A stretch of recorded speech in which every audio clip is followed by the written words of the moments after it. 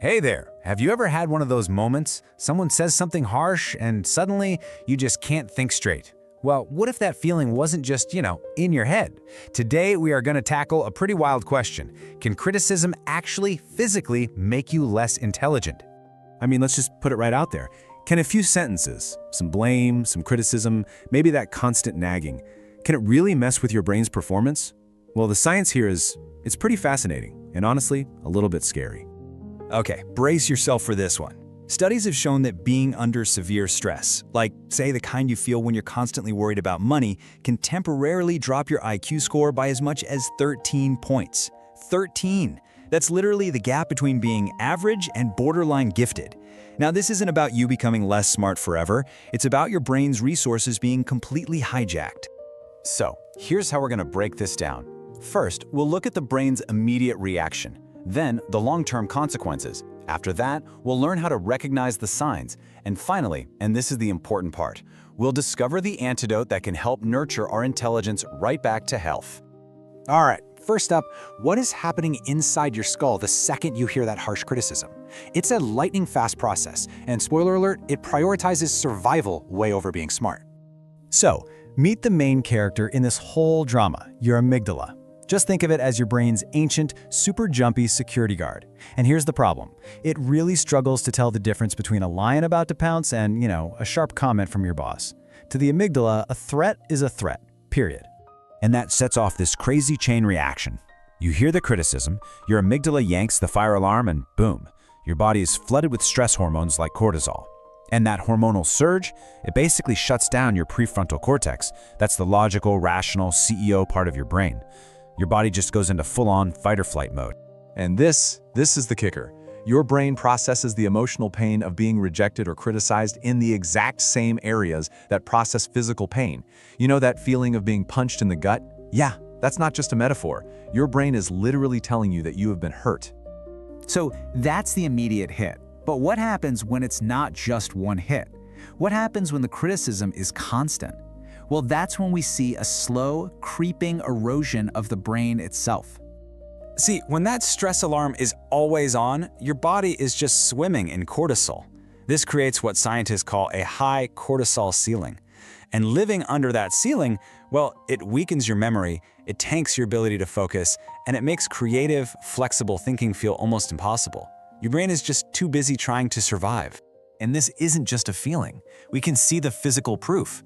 The hippocampus, that's your brain's hub for learning and memory. It can actually shrink. Studies have shown it can be more than 10% smaller in people who grow up in these high-stress, critical environments.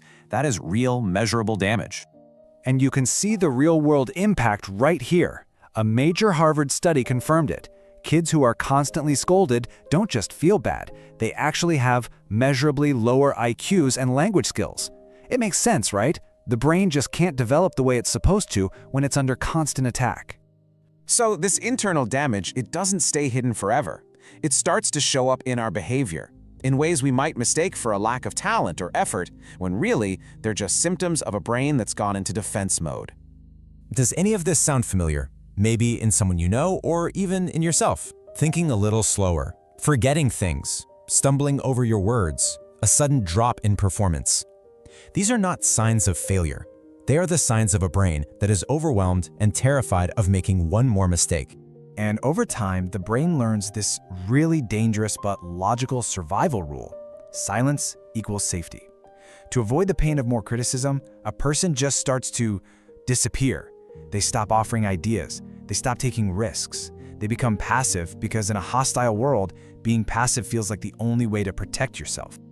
Okay, let me be absolutely clear about this. The intelligence is not gone, it's just inaccessible. The brain has basically gone into power-saving mode. To protect the core systems, it shuts down all the non-essential applications. Things like creativity, complex problem-solving, long-term planning. Those are all luxury apps the brain just can't afford to run when it thinks it's fighting for its life. Okay, that was a lot of doom and gloom.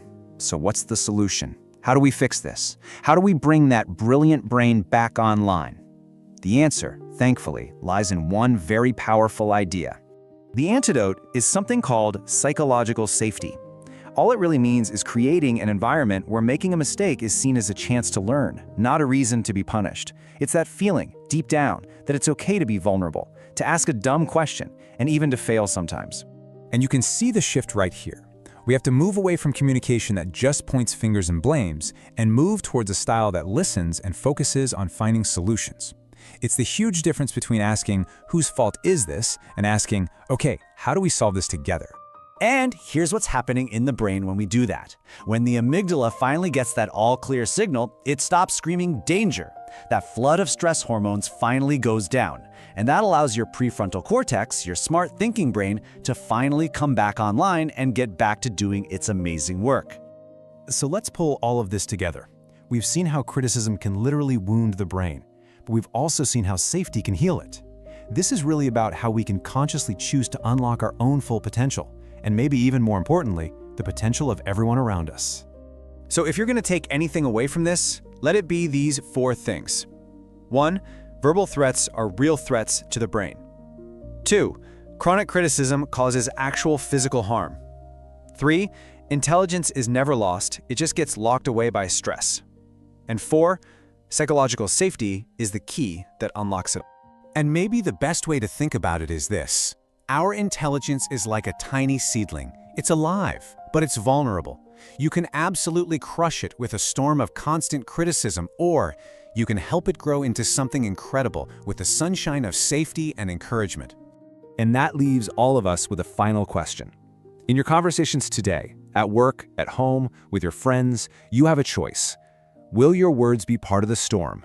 Or will they be the nurturing that helps someone's intelligence actually flourish? The choice is always yours.